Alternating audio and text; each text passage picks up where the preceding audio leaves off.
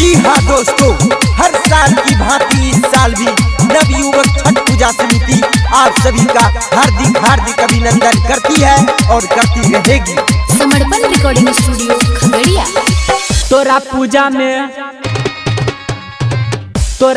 में सब मस्त मस्त छो, तोरा पूजा में सब मस्त मस्त छो। हे छठी मैया पार कर दो नैया, हे छठी मैया पार कर दो नैया। भक्ति भजन में सब व्यस्त व्यस्त छो।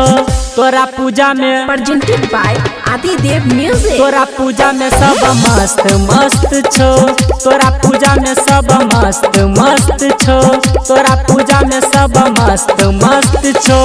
जी हाँ मेरे दोस्तों, साउंड वाला भैया जरा आवाज दीजिएगा और दोनों हाथ उठा के कहना है डीजे सुमित सतीश रैना।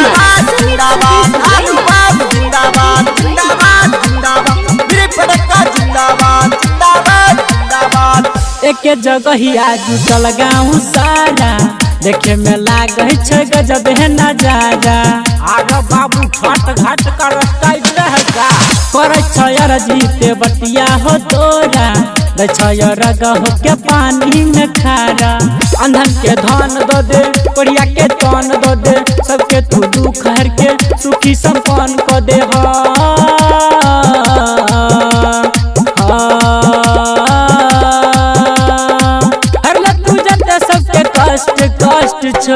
तोरा पूजा में प्रेजेंटेड बाय आदिदेव म्यूजिक। तोरा पूजा में सब मस्त मस्त छो, तोरा पूजा में सब मस्त मस्त छो, तोरा पूजा में सब मस्त मस्त छो।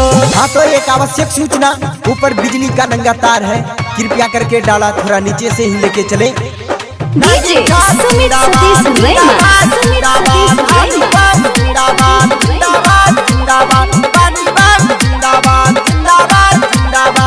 लल के कलसा सोना अपना हाथ, लगे ये ले दहुरा रमन जी माथे। आजा बाबू बात पुनो बगड़ा भका भाई, दुनु परानी पियरी पहिर के नवकी भौजी हेले भैया के साथे।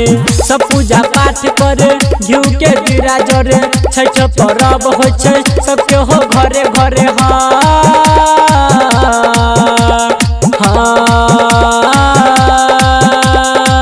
मालिक राकेश के दुख नष्ट नष्ट छै। तोरा पूजा में सब मस्त मस्त छो, तोरा पूजा में सब मस्त मस्त छो, तोरा पूजा में सब मस्त मस्त छो। समर्पण रिकॉर्डिंग स्टूडियो खगड़िया।